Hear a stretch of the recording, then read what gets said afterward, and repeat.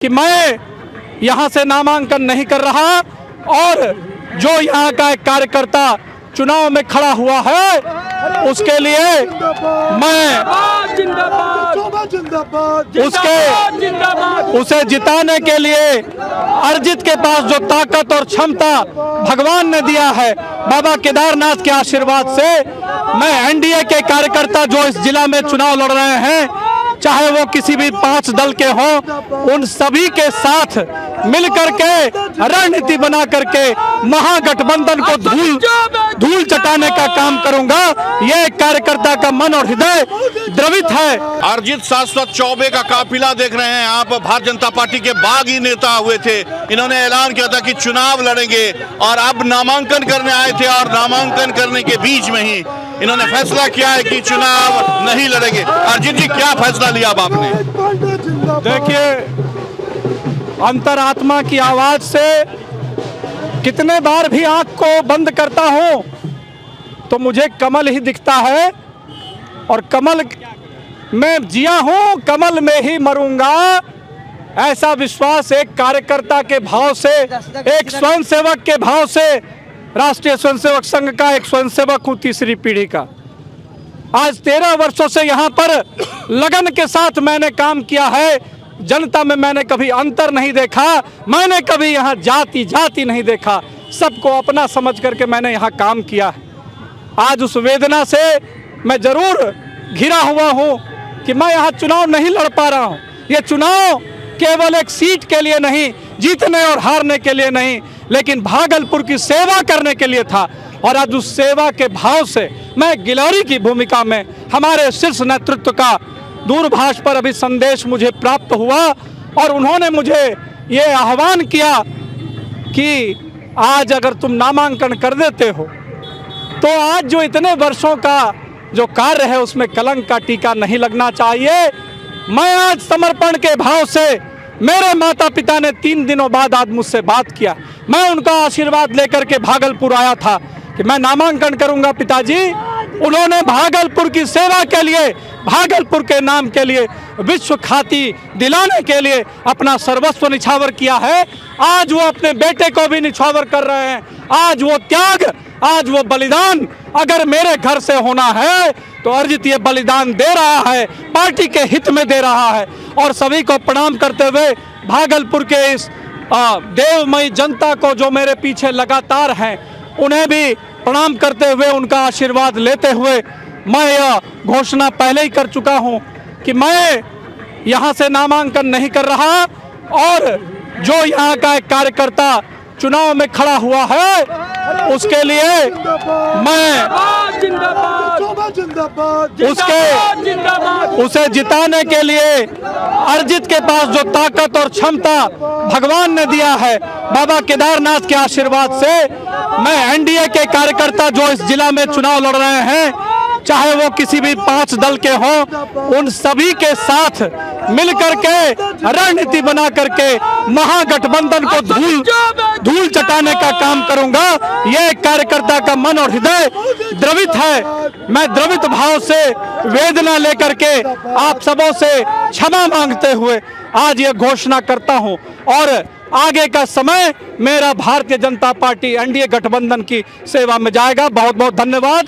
भारत माता की जय। फोन से केवल रुके हैं कि दिल भी मिल गया है? अर्जित जी, जरा ये बता दीजिए। देखिए, ये मत में भेद हो सकता है, मन में भेद नहीं होता। हमारे दल का आज मुझे प्रतीत होता था कि मैं ही श्रेष्ठ हो सकता हूं, लेकिन ठीक है, हमारे शीर्ष नेतृत्व को अगर एक कार्यकर्ता दूसरा ही पसंद है तो उसमें मुझे क्षोभ नहीं है। दिल तो मिलाने का चीज है, दिल मिलाया जाता है। मेरा कोई पर्सनल ग्रीवांस नहीं था, मैं उसका साथ देने को तैयार हूँ। स्टार प्रचारक आपके पिताजी अश्विनी चौबे स्टार प्रचारक बनाए गए भाजपा के बिहार में। कई नेता की छुट्टी हो गई, लेकिन अश्विनी चौबे अभी भी स्टार प्रचारक की सूची में शामिल है नरेंद्र मोदी के साथ। मैं आपको बता रहा हूँ, पिताजी, हमारे पिताजी कोई आज के नेता नहीं। उन्होंने 55 वर्ष तक इस संगठन का जनसंघ काल से आज तक सेवा किया है। भागलपुर ने अगर उन्हें गढ़ा नहीं होता, 25 वर्ष अगर उन्होंने यहाँ सेवा नहीं किया होता तो आज वो शायद बक्सर जाकर के भी चुनाव नहीं जीतते। 450 किलोमीटर दूर जाकर के बक्सर ने उन्हें काया प्रदान किया, उन्होंने यहाँ स्टेट में प्रदर्शन किया, मंत्री रहे और प्रधानमंत्री जी ने उन्हें बक्सर जीतने के बाद केंद्र में मंत्री बनाया। वो एक ऐसे पुरुष हैं जिन्होंने भागलपुर की चिंता की है और जब उन्होंने मुझसे त्याग करने को कहा तो मैं उनकी बात अगर आज अनदेखी कर देता हूं तो ये वही बात हो जाएगी कि पिता ने बेटे से त्याग करने को कहा। तो मैं वो एग्जाम्पल नहीं बनना चाहता, मैं हमेशा एक ऐसा पुत्र बनना चाहता हूं जो पिता की बात को भी माने और जिस दल में जिया और मरा है उसकी बात को भी अपने सर पर रखे। मैं नरेंद्र भाई मोदी जी को यह आश्वासन देता हूं, हमारे अमित भाई को और हमारे नड्डा जी को कि आपने जो मुझसे कहा है, हमारे प्रभारी श्री धर्मेंद्र प्रधान जी, उनको भी मैं धन्यवाद देना चाहता हूं कि आपने मुझे बोध कराया।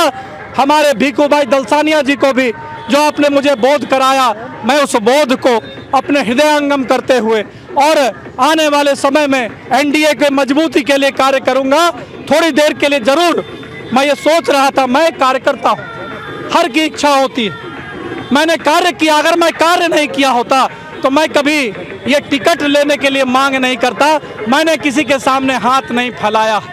मैं अपने कार्य का केवल एक भिक्षा चाहता हूँ कि अगर मेरे अंदर भी वो गुण है तो मुझे भी मिलना चाहिए मौका, ताकि भागलपुर का मैं रिप्रेजेंटेशन सड़क से सदन तक कर सकूं। सड़क पर तो मैं 13 वर्षों से लड़ रहा हूं, तो कोई बात नहीं। कई और बागी हैं, अब उनसे क्या कहना चाहेंगे अजीत चौबे, क्योंकि भाजपा तो हारती है भाजपाइयों की वजह से ही, अभी और कई बागी नेता हैं, तो ऐसे में क्या कहेंगे वैसे बागी? देखिए, जो स्वार्थ से बागी होते हैं उन्हें मैं यही कह सकता हूं, हम लोग स्वार्थी नहीं हैं। मैंने हमेशा कहा मैं बागी नहीं था, जरूर बोला गया होगा कि ये बागी, लेकिन मैं आज तक, अभी तक, मेरे निकलने के पहले और मेरे अभी नॉमिनेशन नहीं करने के बाद भी मैं भारतीय जनता पार्टी का हूं, संघ का स्वयंसेवक हूं और जीवन भर रहूंगा। मैं केवल आपसे निवेदन करता हूं कि एनडीए को जिताइए, नहीं तो वही जंगल राज देखना पड़ेगा।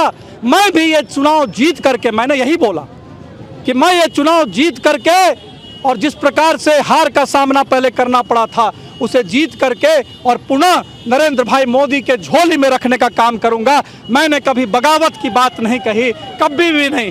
और मैं अपने पिता का पुत्र हूं, जिन्होंने पार्टी के लिए, आपने पूछा कि वो जो हैं केंद्रीय नेतृत्व ने उन्हें स्टार प्रचारक, तो वो कोई आज से नहीं है भाई साहब, वो जब से अटल जी के समय से आज तक वो स्टार प्रचारक रहे हैं और भारतीय जनता पार्टी का सेवा किया है। उन्हें दुखी करके और केवल चुनाव में उतर जाना, ये परंपरा हमारे देश के संस्कार में नहीं है। इसलिए मैं पिता और पुत्र के परंपरा में जीता मरता हूँ, भारत को जीता हूँ। बहुत शुक्रिया हमसे बात करने के लिए। ये थे अर्जित शाश्वत चौबे, जो साफ साफ बता रहे थे कि अब उन्होंने नामांकन करने का फैसला वापस ले लिया है। नामांकन करने का जो फैसला है वो अर्जित शाश्वत चौबे ने वापस ले लिया है। किन्हीं का फोन आया और ये देखिए तमाम काफिला अब यहाँ से वापस हो रहा है। ये तमाम काफिला आप जो देख रहे हैं, हमारे कैमरा पर्सन सुबोध आपको दिखा रहे हैं, ये तमाम कार्यकर्ता हैं अर्जित शाश्वत चौबे के साथ, जो आए तो थे नामांकन करने, लेकिन ऐन वक्त पर किसी का फोन आता है और अपना वो फैसला बदल देते हैं और कहा कि पार्टी के लिए, नरेंद्र मोदी के लिए, भारतीय जनता पार्टी के लिए उन्होंने अपने इस फैसले को बदला है और पार्टी के लिए वो अब समर्पित हो गए हैं, भाजपा की जीत के लिए समर्पित हो गए। भागलपुर में धनतेरस के शुभ अवसर पर श्रीनिधि इंटीरियो में आ गया है सीजन का सबसे धमाकेदार ऑफर। हर प्रकार के फर्नीचर आइटम की खरीद पर 40% तक की भारी छूट। महादेव टावर में स्थित श्रीनिधि इंटीरियो में एक ही जगह मिल जाते हैं sofa, dining set, bed, wardrobe, cupboard, dressing table, office furniture और प्रीमियम मैट्रेस की पूरी रेंज। साथ ही यहां से आप customise sofa, wardrobe, modular kitchen भी बनवा सकते हैं। यहां लेमिनेट्स और डेकोरेटिव आइटम्स के लेटेस्ट कलेक्शन भी उपलब्ध है। डेकोरेटिव आइटम में आर्टिफिशियल प्लांट, कारपेट और फर्निशिंग आइटम, जो आपके घर को देगा शानदार लुक। तो अभी चले आइए और धनतेरस पर मिल रहे शानदार ऑफर का लाभ उठाएं। पता है श्रीनिधि इंटीरियो, महादेव टावर, खलीफाबाग, भागलपुर।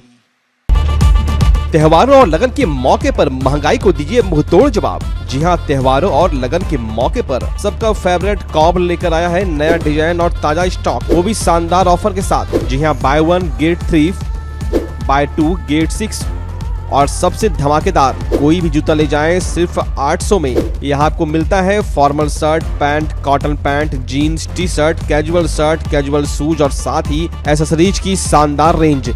तो स्टाइल पर नहीं पड़ेगा भारी महंगाई, ये है कॉब का वादा। हमारा पता है DN Singh road, Kharmanchak, Hariom Lakshmi Narayan jewellers के बगल में, भागलपुर।